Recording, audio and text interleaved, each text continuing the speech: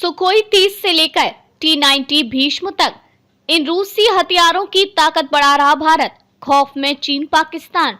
भारतीय सेना के पास फिलहाल 1200 से ज्यादा T-90 भीष्म और 2400 से ज्यादा T-72 टैंक हैं, जबकि 260 भीष्म 30 फाइटर जेट हैं। इन रूसी हथियारों को अब अपग्रेड किया जा रहा है। सेना को मजबूत करने के लिए भारत लगातार नए फाइटर जेट, एयरक्राफ्ट कैरियर, पनडुब्बियां और गोला बारूद समेत अन्य सैन्य उपकरण खरीद रहा है। चीन और पाकिस्तान से घिरी सीमाओं को सुरक्षित रखने के लिए अब भारत रूसी हथियारों को भी अपग्रेड करके उनकी मारक क्षमता बढ़ा रहा है।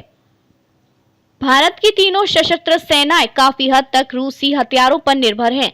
भारतीय सेना के T-90 भीष्म, T-72 जैसे मुख्य टैंक समेत करीब 90% उपकरण रूसी मूल के हैं। दूसरी ओर सुखोई 30, MiG-21 और MiG-29 जैसे रूसी फाइटर जेट वायुसेना का करीब 71% हिस्सा है। नौसेना की बात करें तो INS विक्रमादित्य और पनडुब्बियों समेत करीब 41% उपकरण रूसी है। चीन और पाकिस्तान द्वारा दो मोर्चों पर खतरों के बीच भारतीय रक्षा मंत्रालय रूसी हथियारों को अपग्रेड करने का प्रयास कर रहा है ताकि उनकी क्षमता को बढ़ाया जा सके। T-90 MBT रूस का तीसरी पीढ़ी का युद्धक टैंक है और भारतीय सेना में सबसे अपग्रेडेड टैंक है। ऐसा माना जाता है कि T-90 और T-72 भारतीय सेना की रीढ़ है। साल 2019 में हुई 3.2 बिलियन अमेरिकी डॉलर की डील के बाद रूसी डिजाइन और पार्ट्स का इस्तेमाल करके घरेलू स्तर पर 474 T-90 टैंक बनाने की अनुमति मिली। साल 2020 में जब भारत और चीन की सेना के बीच LAC पर टकराव हुआ तो उस समय पूर्वी लद्दाख में T-90 टैंक ही तैनात किए गए थे।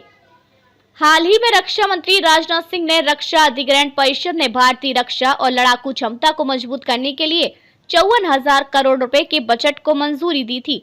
इस परिषद में 8 प्रस्ताव पास हुए थे, जिनमें से एक T-90 टैंक का अपग्रेडेशन है, जिसमें 1000 HP के इंजन को बदलकर 1300 HP करना है। इससे सिक्किम और लद्दाख जैसे ऊंचाई वाले क्षेत्रों में T-90 को बेहतर प्रदर्शन करने में मदद मिलेगी। भारतीय सेना के पास फिलहाल 1200 से ज्यादा T-90 भीष्म टैंक हैं। भारतीय सेना के पास 2400 T-72 टैंकों का एक बेड़ा है। डिफेंस एक्सपर्ट्स का कहना है कि इस टैंक को रिटायर कर देना चाहिए, लेकिन उनके रिटायरमेंट में फिलहाल समय लगेगा, इसलिए उनको अपग्रेड किया जा रहा है।